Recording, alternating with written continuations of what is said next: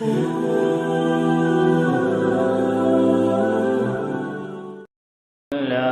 الرحمن الرحيم إنما يعمر مساجد الله من آمن بالله واليوم الآخر وأقام الصلاة وآتى الزكاة ولم يخش إلا الله فعسى أولئك أن يكونوا من المهتدين اللهم صل على محمد وعلى آل محمد كما صليت على إبراهيم وعلى آل إبراهيم إنك حميد مجيد اللهم بارك على محمد وعلى آل محمد كما باركت على إبراهيم وعلى آل إبراهيم إنك حميد مجيد سبحانك لا علم لنا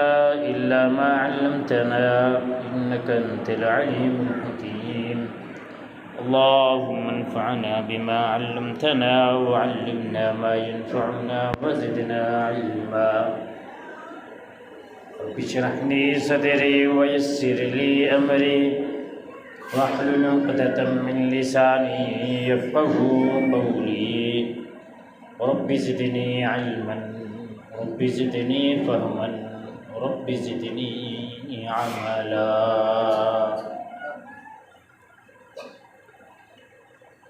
حمد و ثنا اللہ وحدہ لا شریک کے لیے درود و سلام حضرت محمد رسول اللہ صلی اللہ علیہ وآلہ وسلم کی ذات گرامی پر۔ محترم سامعین،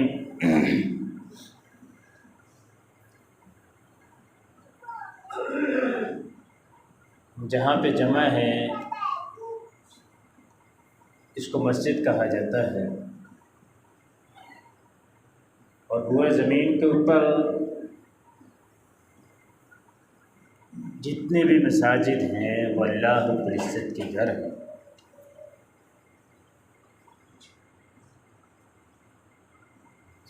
اللہ رب العزت کے گھر یہ مسلم معاشرے کی علامت ہے۔ افسوس کا یہ مقام ہے کہ ہم نے اس مسجد کو صرف نماز پڑھنے کی جگہ سمجھا ہے، ہم نے اس مسجد کو صرف اللہ رب العزت کے سامنے سجدہ کرنے کی جگہ سمجھا ہے، قرآن مجید کی تلاوت کرنے کی جگہ سمجھا ہے، درس و تدریس کی جگہ سمجھا ہے۔ یہ بات اپنی جگہ پہ بالکل ٹھیک ہے، لیکن اگر دیکھا جائے رسول اللہ صلی اللہ علیہ وسلم کی زندگی کے اندر مسجد صرف اللہ رب العزت کی عبادت کا گھر نہیں تھا، یہ سماجی گھر بھی تھا، یہ معاشرتی گھر بھی تھا۔ یہاں تک کہ اگر میں یہ کہوں کہ رسول اللہ صلی اللہ علیہ وسلم کے دور کے اندر آپ کے پاس اگر باہر سے وفد ملنے آتے تھے تو وہ مسجد کے اندر آ کے آپ کے ساتھ سیاسی گفتگو بھی ہوتی تھی۔ ہمارا افسوس کا مقام یہ ہے کہ ہم نے صرف مسجد کو اللہ رب العزت کی عبادت کا گھر سمجھا، اور وہ عبادت بھی ہم کر کے راضی نہیں ہیں اپنے مالک کی۔ جس طرح کی اس مسجد کے اندر اللہ رب العزت کی عبادت ہونی چاہیے تھی، ویسے عبادت بھی ہم اپنے مالک کی کر کے راضی نہیں ہیں۔ ہم نے اس مسجد کو کیا سمجھا ہے؟ صرف اس لیے کہ 5 وقت کی نماز اس مسجد میں پڑھ لی جائے، جبکہ اللہ رب العزت کے نزدیک کیا ہے اس کی اہمیت؟ رسول کائنات صلی اللہ علیہ وسلم نے فرمایا احب البلاد الی اللہ مساجدها، زمین کے اوپر سب سے زیادہ پسندیدہ جگہ اگر اللہ رب العزت کے ہاں ہے تو وہ مسجد ہے۔ اب جو یہ چاہتا ہے کہ میں اس جگہ پہ بیٹھوں جو اللہ رب العزت کو سب سے زیادہ پسند ہے تو وہ مسجد میں آ کے بیٹھ جائے۔ نماز کا وقت کا ہونا ضروری نہیں، شرط ہونا ضروری نہیں، قرآن کی تلاوت کا ہونا ضروری نہیں، اللہ رب العزت کے گھر میں آ کے بیٹھ جائے، اللہ کا ذکر و اذکار جیسے کر سکتا ہے کرتا رہے، اللہ رب العزت کی پسندیدہ جگہ پہ وہ بیٹھ گیا۔ اس کی وجہ کیا ہے؟ رسولullah صلی اللہ علیہ وسلم نے فرمایا قیامت کے دن جن 7 آدمیوں کو اللہ رب العزت کا سایہ ملے گا ان میں سے ایک شخص وہ ہوگا فرمایا جس کا دل اللہ رب العزت کی مسجد کے ساتھ لگا رہتا تھا. اگر وہ ایک نماز پڑھ کے جاتا تھا فکر رہتی تھی کہ میں نے دوسری نماز مسجد میں آ کے پڑھی. سمجھ آتی ہے کہ مسجد میں آنے کے لیے یہ شرط نہیں ہے کہ بندہ نماز کا وقت ہو پھر اللہ رب العزت کی آ کے عبادت کرے. آئے مسجد میں بیٹھ جائے اللہ رب العزت کے ذکر و اذکار کرتا ہے.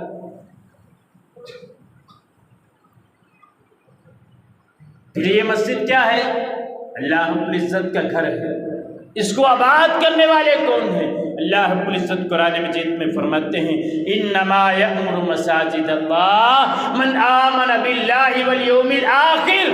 یاد رکھو جو مسجد کے اندر آتا ہے مسجد کی آبادی کا خیال رکھتا ہے مسجد کو آباد کرتا ہے فرمایا وہ لوگ ہیں جو اللہ پر بھی ایمان رکھتے ہیں اور آخرت کے دن کے اوپر بھی ایمان رکھتے ہیں. سمجھ یہ آئی؟ جو اللہ رب العزت کی مسجد کو آباد نہیں کرتا اس کا اللہ اور آخرت کے دن کے اوپر ایمان نہیں. دوسرے مقام پہ اللہ رب العزت فرماتے ہیں وَأَنَّ الْمَسَاجِدَ لِلَّهِ فَلَا تَدْعُوا مَعَ اللَّهِ أَحَدًا. یہ مسجد اللہ رب العزت کا گھر ہے اس میں اللہ کے علاوہ کسی اور کو نہ پکارا جائے. اب سوچتے ہوں کہ کیا مسجد میں اللہ کے علاوہ بھی کسی اور کو پکارا جاتا ہے؟ جی پکارا جاتا ہے. رسول کائنات تبوک کے موقع پر گئے ہیں واپس آئے اللہ رب العزت نے حکم دیا کہ فلاں جگہ پہ مسجد زرار بنائی گئی ہے آپ کو انہوں نے آ کے دعوت دی ہے آپ مسجد میں آ کے نماز پڑھے مسجد کے افتتاح کرے. اے نبی کائنات آپ اس مسجد میں جائیے اس مسجد کو گرا دیجیے. سورہ توبہ کے اندر اللہ رب العزت نے اس مسجد کا ذکر کیا. مدینہ ہے اللہ کے نبی کا شہر ہے مسجد بنائیے بنانے والے لیکن جس میں قرآن و حدیث کی دعوت نہیں ایک اللہ کی دعوت نہیں اللہ کے نبی کو اللہ رب العزت نے حکم دیا اے نبی اس مسجد کو گرا دیجیے. مسجد کے علاوہ لوگ عبادت کرتے ہیں اپنے اپنے عبادت خانوں میں. عبادت خانوں میں لوگ مختلف قسم کی عبادت کرتے ہیں. ہندو اپنے مندر کے اندر انہوں نے سینکڑوں مورتیاں رکھی ہوئی ہیں. بدھ مذہب والوں نے ایک بدھ رکھا ہوتا ہے. عیسائیوں نے گرجے کے اندر سیدنا عیسیٰ علیہ السلام اور مریم علیہ السلام کی تصویریں لگائی ہوتی ہیں. اس طرح کے مختلف قسم کے عبادت خانوں میں مختلف قسم کی چیزیں پڑی ہوئی ہیں جن کی لوگ عبادت کرتے ہیں. ایک مسجد ہے جہاں پہ صرف اللہ رب العزت کی عبادت. ان مسجدوں کے اندر آنے والا جب مسجد میں آئے گا تو پھر کیا کرے گا کہ مسجد کے اندر اللہ کے نبی نے فرمایا رسول اللہ صلی اللہ علیہ وسلم نے فرمایا مسجد میں ایک بندہ آ گیا وَمَجْتَمَعَ قَوْمٌ فِي بَيْتٍ مِّن بِيُوتِ اللَّهِ. کچھ لوگ اللہ رب العزت کے گھر کے اندر جمع ہو گئے. فرمایا وہ کیا کرتے ہیں یتلون کتاب اللہ قرآن مجید کی تلاوت کرتے ہیں وَيَتَدَارَسُونَ بَيْنَهُمْ ایک دوسرے کو درس و تدریس کرتے ہیں کو مسائل سکھاتے ہیں. إِلَّا نَزَلَتْ عَلَيْهِمُ السَّكِينَةُ اللہ رب العزت ان کے اوپر اپنی سکینت کو نازل کر دیتا ہے. سکینت کو نازل کر دیتا ہے سکون آتا ہے ان کے اوپر. فرمایا وغشیتہم الرحمہ ان کو اللہ رب العزت اپنی رحمت کے ساتھ ڈھانپ لیتا ہے. وحفتہم الملائکہ فرشتے ان کے اوپر اپنے پروں کا سایہ کر کے کھڑے ہو جاتے ہیں. فرمایا یہ سارے کام کرنے کے بعد اللہ رب العزت وذکرہم اللہ فی من عندہ اللہ رب العزت کے پاس جو فرشتے موجود ہیں اللہ رب العزت ان کے پاس اپنی اس مجلس کا ذکر کرتے ہیں کہ دیکھو میرے بندے کیسے میری عبادت کر رہے ہیں. یہ ان مسجدوں کے فائدے ہیں.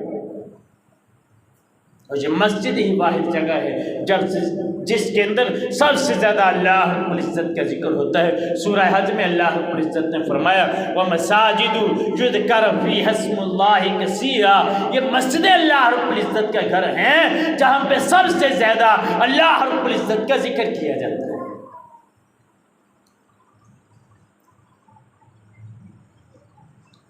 یہ مسجد اللہ رب العزت نے جب زمین و آسمان بنایا، سب سے پہلے زمین و آسمان بنانے کے بعد جس چیز کو بنایا گیا یہ مسجد ہے۔ اللہ رب العزت فرماتے ہیں ان اول بیت وضع للناس للذی ببکۃ مبارکا وہدی للعالمین۔ اللہ رب العزت نے سب سے پہلا گھر جو زمین کے اوپر بنوایا وہ مسجد تھی، اور وہ بیت اللہ تھا، وہ مکہ مکرمہ کے اندر موجود بیت اللہ تھا۔ فرمایا مبارکاً بابرکت بھی ہے، وہدی للعالمین، تمام جہان والوں کے لیے ہدایت کی طرف رہنمائی بھی کرتا ہے۔ سب سے پہلا گھر آسمانوں پر بھی جو اللہ رب العزت نے سب سے پہلا گھر بنایا فرشتوں کے لیے، اس کو بیت المعمور کہا جاتا ہے۔ فرشتے اس کے اندر اللہ رب العزت کی عبادت کرتے ہیں۔ رسول کائنات جناب محمد رسول اللہ صلی اللہ علیہ وسلم جب معراج کے موقع پر گئے، جبرائیل سے استفسار کے بعد جبریل نے بتایا ھذا البیت المعمور یصلی فیہ کل یوم 70,000 ملک، اللہ کے نبی یہ بیت معمور ہے، اس میں روز 70,000 فرشتے اللہ رب العزت کی عبادت کرتے ہیں۔ صرف 70,000 فرشتے عبادت کرتے ہیں؟ فرمایا نہیں، اللہ کے نبی اگلی بات بھی ہے اذا خرجوا لم يعودوا الیہ آخر ما علیہم، جس فرشتے نے ایک مرتبہ عبادت کر لی قیامت تک دوبارہ اس کی باری نہیں آئے گی۔ اتنے اللہ رب العزت کے فرشتے، روزانہ 70,000 فرشتے بیت المعمور میں اللہ رب العزت کی عبادت بھی کرتے ہیں۔ جس نے عبادت کر لی ایک مرتبہ، اللہ کے نبی کو جبریل فرماتے ہیں اللہ کے نبی ایک مرتبہ جس نے عبادت کر لی قیامت تک دوبارہ اس کے اندر عبادت کرنے کی باری نہیں آئے گی۔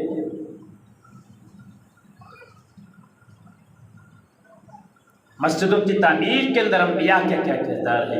اللہ رب العزت نے قرآن مجید میں فرمایا وَأَعِدْنَا إِلَىٰ إِبْرَاهِيمَ وَإِسْمَاعِيلَ أَن طَهِّرَا بَيْتِيَ لِلطَّائِفِينَ وَالْعَاكِفِينَ وَالرُّكَّعِ السُّجُودِ۔ اللہ رب العزت فرماتے ہیں ہم نے جد الانبیاء سیدنا ابراہیم علیہ السلام سے اور ان کے بیٹے اسماعیل علیہ السلام سے یہ وعدہ لیا کہ آپ اللہ رب العزت کے گھر کو پاک کرو۔ کس کے لیے پاک کرو؟ فرمایا للطائفین والعاکفین، طواف کرنے والوں کے لیے، اس میں اعتکاف کرنے والوں کے لیے، اللہ رب العزت کے لیے آپ اس گھر کو پاک کرو۔ والرکع السجود، رکوع کرنے والوں کے لیے، سجدہ کرنے والوں کے لیے اس گھر کو اللہ رب العزت کے گھر کو آپ پاک کرو۔ سمجھ آتی ہے کہ مسجد کی صفائی ستھرائی کرنا کس کا کام ہے؟ انبیاء کرام کا کام ہے۔ اللہ رب العزت نے وعدہ لیا ہے اپنے نبی سے۔ ہم یہ سمجھتے ہیں کہ شاید یہ کام مولوی کا صرف کام ہے یا اس محلے کو اس آدمی کا کام ہے جو غریب آدمی ہے اس کا کام ہے۔ اکثر مساجد میں یہی چلتا ہے، لیکن الحمدللہ ہماری اس مسجد میں یہ سسٹم نہیں چلتا۔ ہماری اس مسجد میں جو انتظامیہ ہے وہ خود ہی صفائی کرتی ہے، اور یہ انبیاء کا کام ہے۔ اگر کوئی کرتا ہے اس کی خوش قسمتی ہے کہ انبیاء کے کام کو کر رہا ہے۔ اللہ رب العزت نے جو انبیاء کی ڈیوٹی لگائی تھی وہ نبھا رہا ہے۔ یہ انبیاء کرام کا کام۔ اللہ رب العزت رسول اللہ صلی اللہ علیہ وسلم سے صحابی سوال کرتے ہیں اللہ کے نبی سب سے پہلی مسجد اس روئے زمین کے اوپر کون سی بنائی گئی؟ آپ نے فرمایا مسجد حرام۔ پھر آپ سے پوچھا کہ اللہ کے نبی اس کے بعد کون سی مسجد بنائی گئی؟ آپ نے فرمایا مسجد اقصیٰ۔ اللہ کے نبی سے پوچھا اللہ کے نبی ان دونوں مسجدوں کے درمیان کتنے سال کا وقفہ ہے؟ فرمایا 40 سنۃ، 40 سال کا وقفہ ہے مسجد حرام اور مسجد اقصیٰ کی تعمیر کے درمیان۔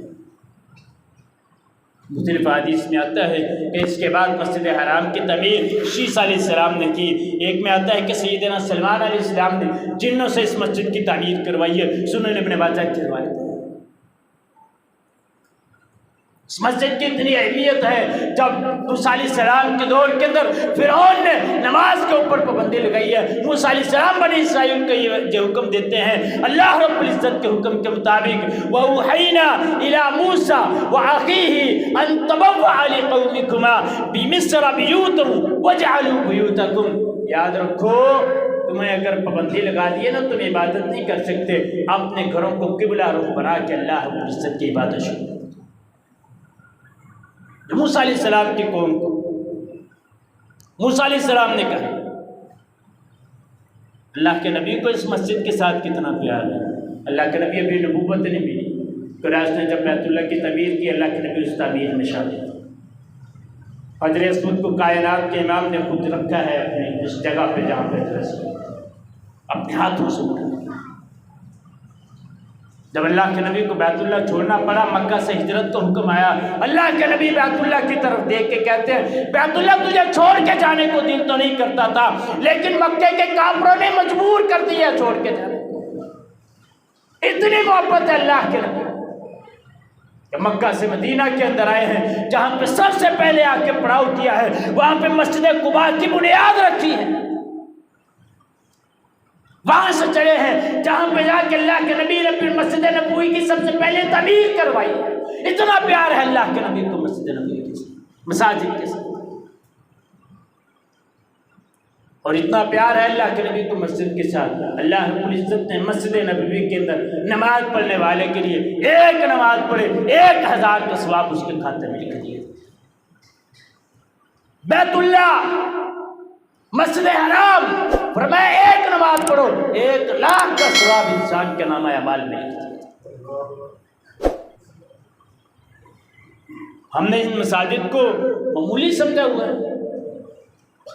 صحابہ کرام کا کیا کردار ہے؟ میاں شاہ فرماتی ہیں اللہ کے نبی نے فرمایا امر بالمساجد ان تبنی فی الدور وان تطہر وتطیب، فرمایا اللہ کے نبی نے ہمیں حکم دیا کہ اپنے محلوں کے اندر مسجدوں کو بناؤ۔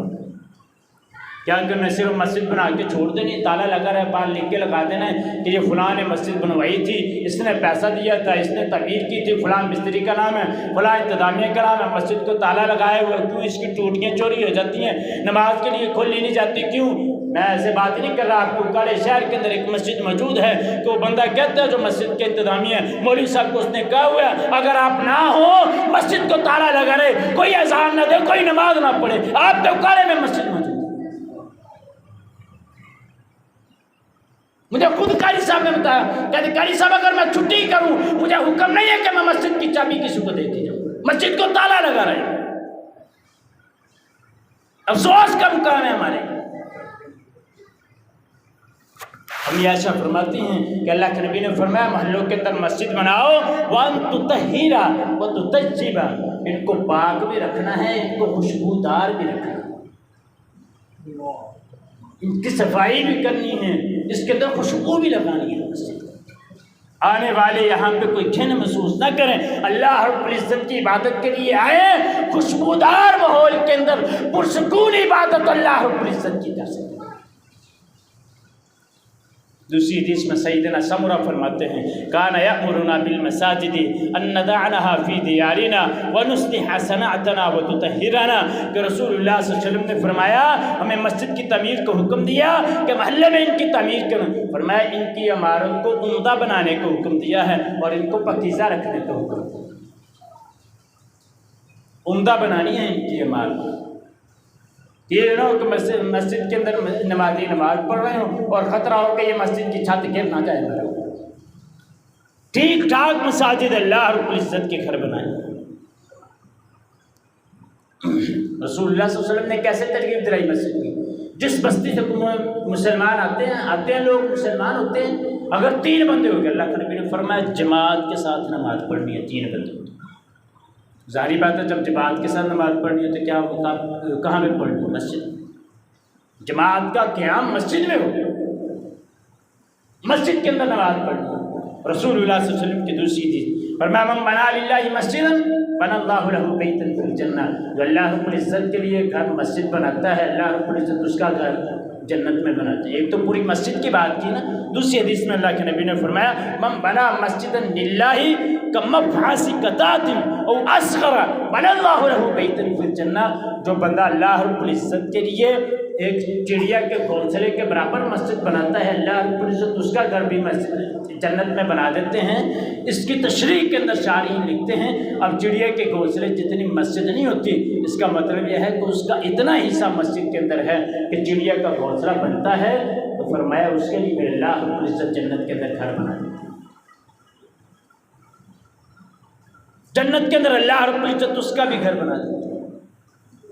اس کا انتظامات ان کی مسجد کی خدمت کرنے والے کا کتنا ثواب ہے، اللہ کے نبی نے دیکھا، پوچھا مسجد کی صفائی کرنے والی ایک عورت تھی، وہ کدھر؟ صحابہ عرض کرنے لگے اللہ کے نبی وہ فوت ہو گئی تھی، تو ہم نے آپ کو بتانا مناسب نہیں سمجھا، تو ہم نے اس کا جنازہ کر کے اس کو دفنا دیا ہے۔ اللہ کے نبی نے فرمایا دلونی اعلیٰ قبریہا، اللہ کے نبی اس کی قبر کے اوپر گئے، جا کے اس کی نماز جنازہ پڑھی ہے۔ اتنی اہمیت ہے مسجد کی صفائی کرنے والوں کی، مسجد کے انتظامات کرنے والوں کی، اللہ کے نبی کے۔ ہمارے اہمیت کوئی، ہم اس کو پاگل سمجھتے ہیں جو مسجد کی صفائی کرنے والوں، ہم سمجھتے شاید اے ویلا اسی بڑے کام کر کے کہتے ہیں یار مسجد کا کام کرنا ہے، وہ 6 مہینے تک سوچ رہا ہے کہ پہلے پتہ نہیں ہے نا انہوں پیسے بھی دینے کے نہیں تھے، پہلے تو یہی سوچتا رہے گا، پھر جب کرے گا تو ایسے کرے گا جیسے میں نے تمہارے اوپر احسان کیا۔ اللہ رب العزت کا گھر ہے، اللہ سے اجر لینا ہے، تھوڑا سا بھی حصہ پڑ گیا یقین کرے کیا پتہ ہے قیامت کے دن اللہ رب العزت ہمارا گھر جنت میں بنا دے۔ اس کی صفائی کی اہمیت اتنی ہے، اللہ کے نبی نے مسجد کی دیوار کے اوپر دیکھا کسی نے تھوکا ہوا، اللہ کے نبی نے خود اس کو صاف کیا۔ ہم دیکھتے ہیں مسجد کے اندر کوئی تنکا پڑا ہے، اب یہ نہیں سوچنا کہ جمعے والے دن آپ پہ صفائی کرنے کے تنکا باہر چلا جائے گا۔ امام بخاری رحمہ اللہ تعالی بیٹھے ہوئے شاگرد آیا، دیکھا داڑھی کے اندر تنکا، اس نے وہ تنکا نکالا مسجد کے اندر پھینک دیا۔ امام بخاری نے تنکا اٹھایا اپنی جیب میں ڈال دیا، کہنے کو تیرے اوپر افسوس ہوتا ہے، تو میرا شاگرد ہے، تجھے اپنے استاد کی داڑھی کے اندر تنکا برداشت نہیں ہوا، اللہ کے گھر مسجد میں تو نے تنکا پھینک دیا۔ ہم سوچیں ہم کدھر جا رہے ہیں، کہ مسجد کس کا گھر ہے؟ اللہ رب العزت کا گھر۔ ہمیں چاہیے کہ ہم اس کے اوپر اس کا خیال رکھیں جتنا ہم سوچ سکتے ہیں۔ اس کے آداب کیا ہیں مسجد کے؟ مسجد کے اندر آنا ہے تو پھر اس کے آداب کیا ہیں؟ سب سے پہلی بات مسجد میں داخل ہو تو دعا پڑھ کے اللہم افتح لی ابواب رحمتک، چھوٹی سی دعا یاد کریں کہ خوش قسمت ایسے بھی ہوں گے جن کو ابھی تک یہ دعا بھی نہیں آتی ہوگی، اللہ خیر کرے۔ اگر مسجد کے باہر لکھی ہوئی ہو تو پھر کیا کریں، پڑھنی نہیں آتی، یہ بھی مسئلہ ہے۔ اور دایاں پاؤں رکھ کے مسجد کے اندر داخل ہو، سنت طریقہ یہ۔ تو پھر اس میں کرنے کیا کیا کام ہے؟ سب سے پہلا کام بہترین لباس پہن کے آنا چاہیے۔ اللہ تعالیٰ قرآن مجید میں فرماتے ہیں یا بنی آدم خذوا زینتکم عند کل مسجد، اے بنی آدم اللہ رب العزت کے گھر مسجد میں آنے کے لیے زینت کو اختیار کرو۔ پاٹے پرانے کپڑے پہن کے مسجد میں آ جاتے ہیں، کسی ایم این ایم پی او کو ملنا ہو تو صاف ستھرے کپڑے پہن کے جاتے ہیں، اللہ سے ملاقات کرنی ہو تو پھر یہ کپڑے پہن کے آتے ہیں۔ جس طرح کی ذات ہے وہ اس طرح کی شایانہ شان کپڑے پہن کے آئے گا، صاف ستھرے کپڑے پہن کے مسجد میں۔ بدبودار چیز کھا کے مسجد میں آنے سے اللہ کے نبی نے منع کیے، نہیں آنا چاہیے۔ اللہ کے نبی نے فرمایا جو کچا لہسن یا کچا پیاز کھائے وہ ہماری مسجد کے قریب نہ آئے، کیوں؟ بدبو آتی ہے اس کے منہ سے، فرشتہ اس سے گھن محسوس کرتے ہیں۔ لیکن ہم کیا کریں؟ اللہ کے نبی نے یہاں تک ایک آدمی کے منہ سے بو آتی تھی، آپ نے اس کو مسجد سے نکال دیا، فرمایا چل بقیع کی طرف چلا جائے۔ یہاں پہ گزارش کروں سگریٹ پی کے آنا مسجد میں جائے گا، تمباکو پان یہ کہا کہ مسجد میں آنا جائے گا؟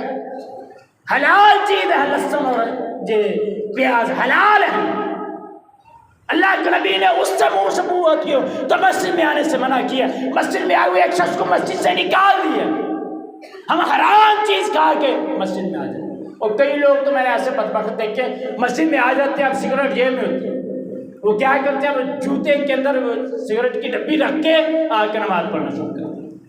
یہ کیسی چیز ہے جو جوتے کے اندر رکھنی پڑتی ہے؟ مجھے نہیں سمجھ آتی ہے اس کا کیا فائدہ ہے۔ میں تو ڈاکٹر زہیم صاحب کے پاس بیٹھا تھا، ایک آدمی کہتا میں سگریٹ پیتا ہوں، کہتا بسم اللہ پڑھ کے پیتا ہوں۔ وہ بندہ اوپر نیچے دیکھو میں کیا کروں، بسم اللہ پڑھ کے پیتا ہوں۔ یہ کون سی چیز ہے جو بغیر بسم اللہ کے نا الحمدللہ بعد کچھ بھی نہیں، کیا چیز ہے؟ آخری ایک مثال بیان کر کے بات ختم کرتا ہوں، وقت ہو گیا۔ ایک بزرگ کو کسی نے دیکھا، وہ جو حکا ہوتا تھا نا، حکے کو جو نیچے پانی ہوتا تھا وہ اپنی جو ہے نا گھر کے باہر جو تھڑا تھا نا، تھڑا اس کے اوپر وہ گرا رہے ہیں۔ اس نے پوچھا بھی آپ ادھر یہ اس کو کیوں گرا رہے ہیں؟ یہ باہر سڑک پر بھی تو مٹی کے اوپر بھی تو پھینکا جا سکتا ہے۔ کہتے اس وجہ سے جہاں پہ یہ تمباکو والا پانی جو ہے یہ گرا دیا جائے نا، یہاں پہ کتا نہیں آ کے بیٹھتا۔ آپ بزرگوں سے پوچھ کے دیکھ لیں، پرانے بزرگوں سے، تمباکو کی جو لگاتے تھے گاؤں کے اندر، وہ اس فصل کے اندر سے کتا نہیں گزرتا۔ اللہ رب العزت سے دعا میں مل کی توفیق۔